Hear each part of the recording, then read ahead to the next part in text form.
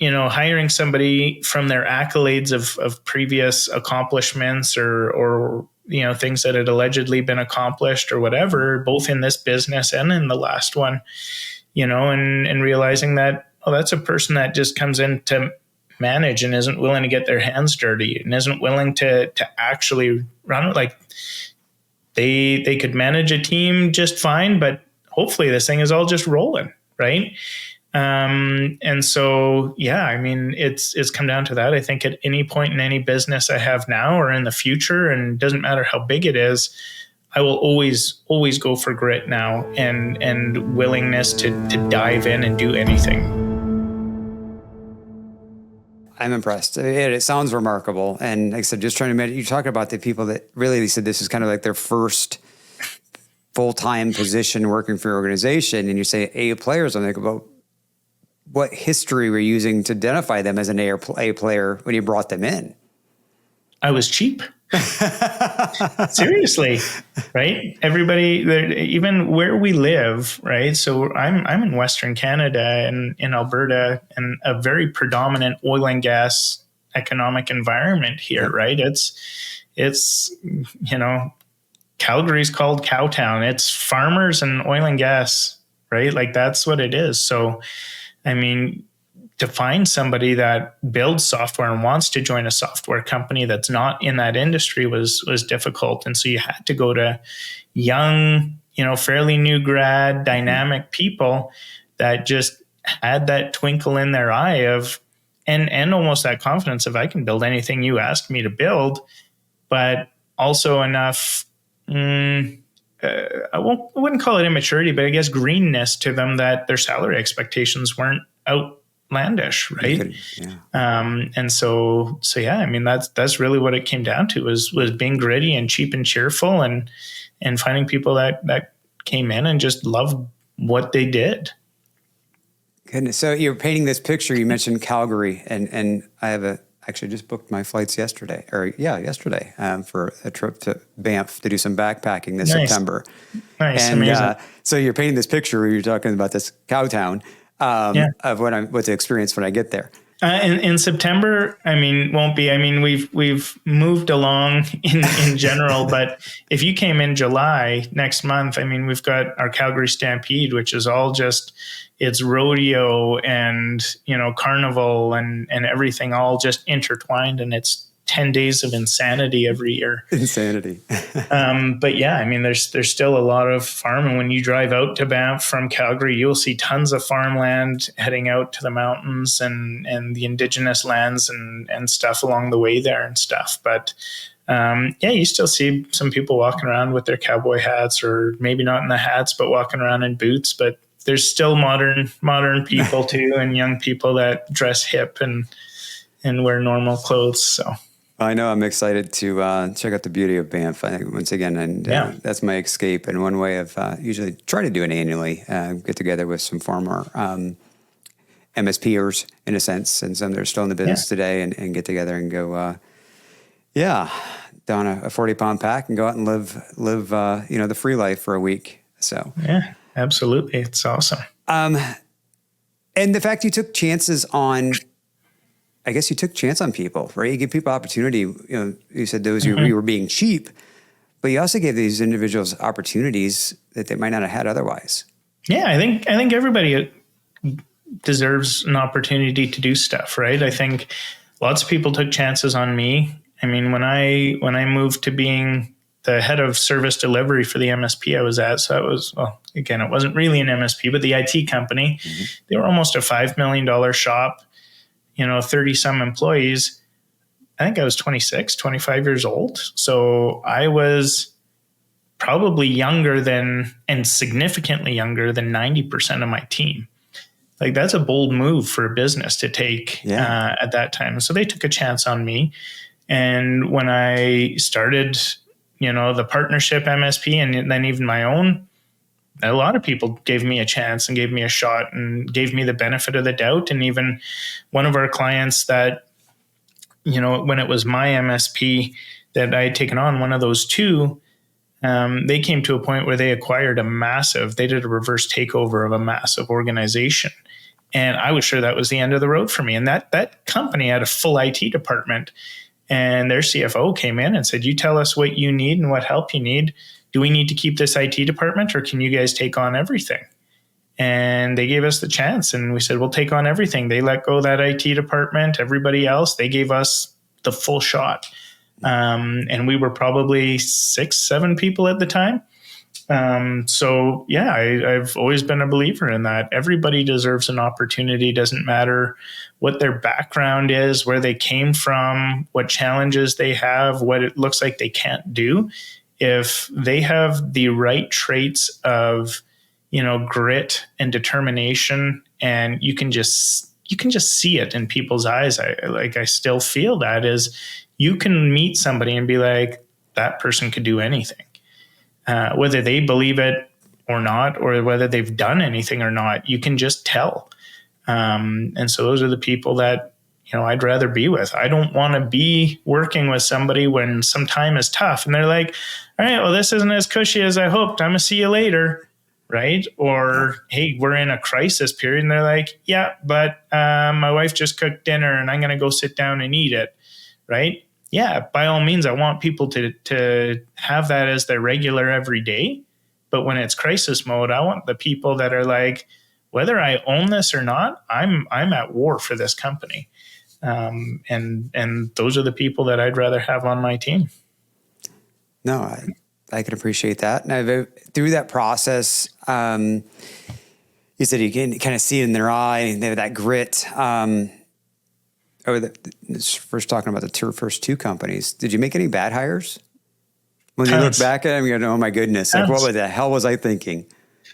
Oh, tons of bad hires, right? I think in some cases it was getting away from looking for the grit and hiring and getting out over our skis on stuff, right? Hiring before a business was ready for a certain role, or even not even necessarily that the business was ready for that role, but just, again, hiring somebody from their accolades of previous accomplishments or things that had allegedly been accomplished or whatever, both in this business and in the last one, and realizing that, that's a person that just comes in to manage and isn't willing to get their hands dirty and isn't willing to actually run it. Like they could manage a team just fine, but hopefully this thing is all just rolling, right? And so, yeah, I mean, it's come down to that. I think at any point in any business I have now or in the future, and it doesn't matter how big it is, I will always go for grit now and willingness to dive in and do anything. I will always choose the person that will never say that's not my job versus the one that has built $1 billion whatever. I don't care if you've built all that stuff or haven't. If you start telling me what your job is and what your job isn't, there's no path for you with me. And that's just, for me, the way that it needs to be. Now, obviously we know we're post-pandemic and we had a couple of years there where things were kind of dicey in regards to when it came to people. What kind of challenges did you face during that time? We know what our peers have faced, and how did you overcome those when it comes to people and hiring for grit? Yeah, I think, so we had scaled up. I mean, this business this current one was, it's a COVID baby. Okay. Right? It was started during COVID in late 2020. And, I think we did a lot of the right things, and we were forced and wanted to be fully remote, fully distributed and stuff like that. We saw some really great early success. With that success, coupled with, past exits and success, became very attractive during an investment bubble and venture capital bubble. So we raised, a significant amount of money, and we scaled up big, and we hired a ton of people. And, some of those were the absolute right people, and some of them were the absolute wrong people. But when all the economic headwinds came in after the recession, when there was this, or after the pandemic, and there was this massive looming recession, everything changed economically, globally, in the investment world and venture capital world. And as much of a darling as we were based on how many free customers we were getting and the technology we were building and the opportunity and the pace that we were running at, it wasn't the same investable business. So we had to pivot hard as a company and protect the company, so that we had the runway and survivability and sustainability. And so, we had to let go a lot of the people, some of the ones that made a lot of sense to let go and probably never should have been hired anyways. And a lot of that I, to this day, wish that they were still on this team, and able to contribute the way that only they can contribute. But there's a number of other businesses now that have the fortune of having those people driving their companies and stuff too. But yeah, no secret, we halved the company in November of 2022, and we halved the company again in a year ago, July last year.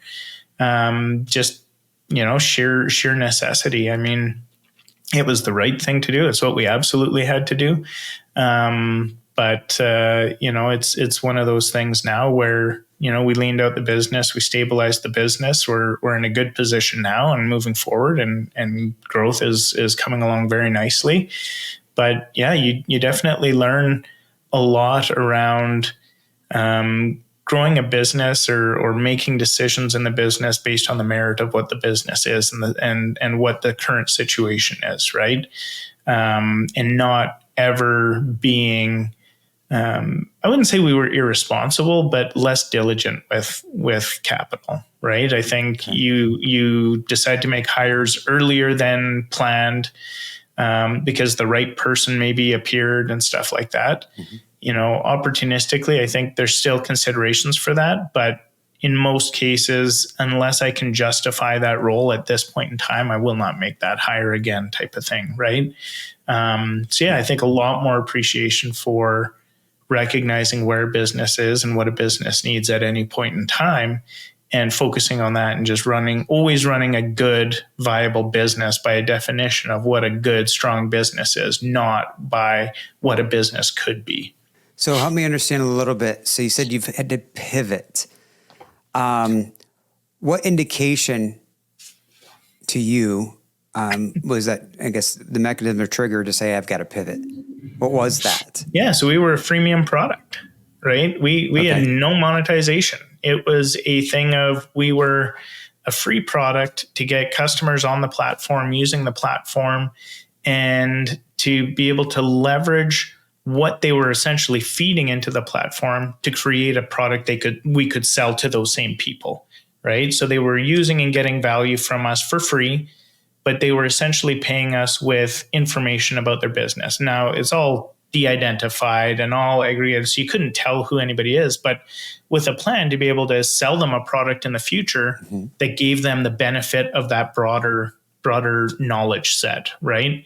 In a fashion that could really impact their business. And so at that time, I mean, we were very public about our plans to do that and what we could build as an intelligence system for, an MSP, based on that total aggregate data set. And a lot of companies were coming in and they were bought into that, and hey, it's a free product too, so I'm gonna take it. When economic headwinds come in and you're burning capital at an incredible pace to build a product, to build technology, to continue go out and acquire these customers for no revenue, that's not sustainable, right? And if nobody is stepping up to say, yeah, I want to keep funding that, then you need to make a change. So that's where we had to pivot. We had to pivot to a solution that we could monetize, that we could sell to customers, that we could convert. And we essentially had to get away from our freemium offering and go to everybody and say, we need to start charging you now, right? Like this is not a bait and switch. This is, if you don't pay us or nobody pays us, you got no solution to use here, yeah, right? We can't sustain it. And yeah, so we went and sure, we lost a lot of companies that just didn't want to pay for the solution or whatever else, but we got a bunch that did. And, we had to fight with the legacy information out on the internet that you can never delete out there that says, hey, it's free. And some people come in like, hey, I want to use it. No, you got to pay. Well, it says it's free here. Well, that was before, and here's what we've had to change, right? Things change. So we had to change that, but we had to pivot and improve and change the solution from what people were willing to use for free versus what they're willing, what it needs to be for them to pay for it. And so that took a lot of work and a lot of effort to get it there. And, fortunately we did. And fortunately, with the amount of people that have stayed, we've now gotten to a place where we can offer that broader product to people, which is a big part of what we launched back in April. And that was part of when you were talking about reading the book, and then applying those marketing techniques in regards to rolling out in April was all part of that. So you sold Passportal, and then you started the company that you are leading today. Yep. How much time gap was in there? So we sold in April of 2019. I left the acquiring business in August of 2020. And this business we pulled together in November of 2020. Okay. Just trying to get an understanding going, hey, what did Colin do with himself? Like he sold this business. Obviously he stayed on for a while, right? Yeah. Colin tried to retire a bit, but, it goes back to a whole bunch of different things about, you maybe lose some friends over the period of time, you lose some relationships and stuff over time. But I mean, I was relatively young. I mean, we had founded, built, and exited 2 companies in the course of 10 years before I was 40. And so when you try to retire at that stage, I mean, none of your friends are retired, right? They're all working. I was in a relationship at the time where it was not a codependent relationship by any means. So my partner at the time was not going to retire. It came down to, do I hang out with my parents all the time because they're retired? Or what do I do? And so I tried to fill my time and do other things and have fun and do stuff. But, at the end of the day, it was like you're this lone wolf soldier doing your own stuff all the time and then coming back to do other things, or, maybe at that too, people can't justify a certain level of expenditure for some type of activity or getaway and stuff. So, I mean, it's a condition where everybody thinks, if you have a lot of money, you can do anything you want to do and you got all this and life is awesome. It can be awesome, but money is not everything, right? And at the same time, I felt myself being in a predicament where I wasn't contributing to anything. I had no passion. I had passion for things, but there was nothing that I could put or direct my passion to that actually felt productive, right? Yeah. And so that's what it came to is sitting and sifting through the subreddit and reading what people were asking, reading what people wanted, what they were trying to do, what they were challenged with, and deciding to start something up that could answer to that someday, and put towards it. So that's how you came up with the idea of starting the business you were running today, was by going out there and looking for the problem that you could solve. Yeah, absolutely. It was a condition of, people are only willing to pay for something that solves a problem or a challenge that they have, and one that's large enough that they're willing to pay for to do it, right? And when we came out, our ambitions were very, very clear in what we shared, and we were very open and transparent about it. The byproduct of where we started with a billing reconciliation product, we were never expecting to rest our laurels on doing billing reconciliation, right?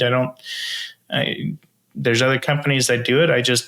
It's not a business of consequences, I would call it, to just do that one thing. And so that was a means to where we wanted to get to as a business. And so, that's where we landed. And that's something we were able to sell to get people to, help us sustain the business and afford to continue building to what we're building. But yeah, I mean, we're very excited right now with the things that we're building and what we're putting out to market. And, I'd say it's stuff that has been long sought and long desired. And, it's one of those things that people are like, oh, wow, like how long did it take you to build that thing? Or how long have you been working on that? Well, on the product itself and fashioning the things, probably a year. Oh, you built all? No, it's been 3.5 years, and we've spent probably $12 million to build it. Oh, right? Like it's not a situation of oh yeah, hey, we just wrote some code and tossed this out, and wow, boom, all this stuff's happening. Right? It's everything in behind that's gone into it. But we knew it was an ambitious and audacious journey when we set out on it, and we knew it was a journey that may end in great defeat or failure. But right now we continue to persevere, and we'll keep doing whatever it is we need to do to protect this opportunity and preserve, our chance to ultimately have the impact that we look to have. Hi, I'm Mark Thomas, founder and CEO of Current Tech Solutions and Cyber Guardians. We know business owners like you want to focus on growing your company, not worrying about IT problems or security threats. That's where we come in. Our team uses AI to protect your business from cyber risks and keep everything running smoothly. If you're ready for peace of mind and a stronger future, reach out to us today. Let's secure and elevate your business together.